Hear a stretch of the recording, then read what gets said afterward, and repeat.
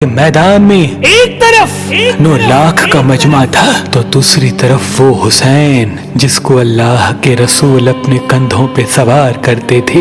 امام حسین علیہ السلام اپنے نانا کی امت سے بار بار کہتے رہے کہ کیوں میرا رستہ روکا ہے؟ اے لوگو پہچانو میں تمہارے نبی کا نواسا ہوں، کیوں 3 دن سے میرے بچوں کو پیاسا رکھا ہے؟ کیوں میرے عزیز و اقارب کو شہید کیا ہے؟ بتاؤ کیا میں نے رسول اللہ کی شریعت میں ترامیم کی ہے؟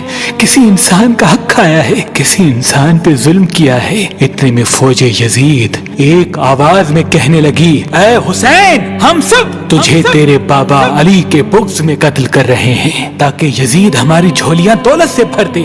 امام حسین نے فرمایا، اے لوگو آج جس اسلام کا علم تمہارے ہاتھوں میں بلند ہے یہ علم میرے بابا علی نے بلند کیا، مت بھولنا۔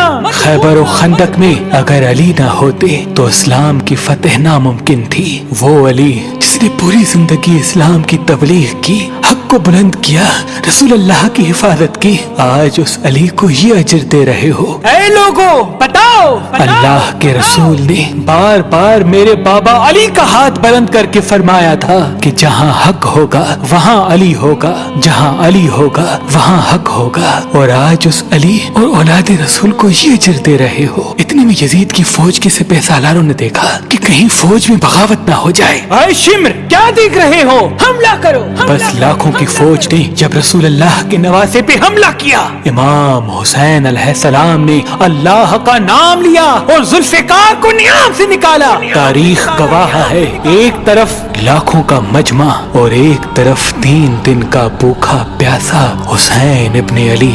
زمین پہ اس طرح کی جنگ پہلے کبھی نہیں دیکھی تھی کہ ایک تنہا انسان لاکھوں کے مجمع کو اس طرح سے فنار کر رہا ہے کہ فوجی اشکیا واپس پلٹ کے بھاگنے لگی۔ امام حسین فوج یزید سے مخاطب ہو کے فرماتے ہیں، آؤ 3 دن کے بھوکے کی جنگ دیکھو، 3 دن کے پیاسے کی جنگ دیکھو، رسول کے اس نواسے کی جنگ دیکھو، اس کی جنگ دیکھو جس کا جوان بھائی مارا گیا، جس کے جوان بیٹے کو نظروں کے سامنے قتل کیا گیا، جس نے اپنے ہی ہاتھوں سے اپنے بچے کی قبر بنائی۔ امام حسین شیر کی طرح فوج یزید سے لڑ رہے ہیں۔ اتنے میں آواز غائب آتی ہے، حسین تیرا اللہ تجھ سے راضی ہوا۔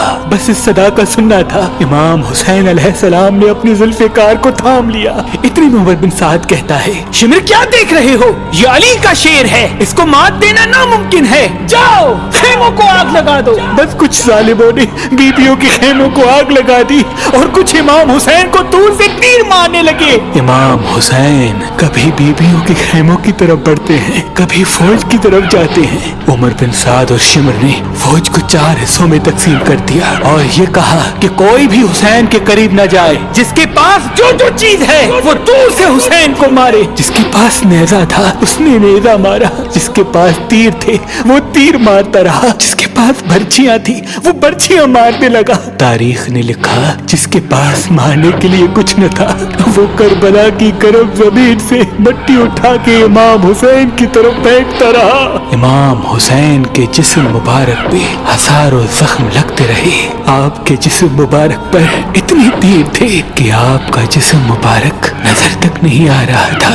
بس جیسے ہی نواسا رسول گھوڑے کی زین سے زمین پہ آتے ہیں، فوج یزید جھومنا شروع کر دیتی ہے، لیکن اتنے میں وہ گھوڑا جس پہ آپ سواری کیا کرتے تھے وہ امام حسین کے چاروں طرف گھومنا شروع کر دیتا ہے تاکہ ان تیروں سے میں اپنے آقا حسین کو بچا لوں۔ وہ گھوڑا دوڑ ہی رہا تھا۔ اتنے میں عمر بن سعد نے کہا، اے لوگو رکو، میں نے اپنی آنکھوں سے دیکھا تھا اس گھوڑے پہ اللہ کے رسول سواری کرتے تھے، کہیں تیر اس گھوڑے کو نہ لگے، اور یوں تیروں کو چلانا بند کیا گیا۔ افسوس ہے ان لوگوں کو، اس گھوڑے کا تو احترام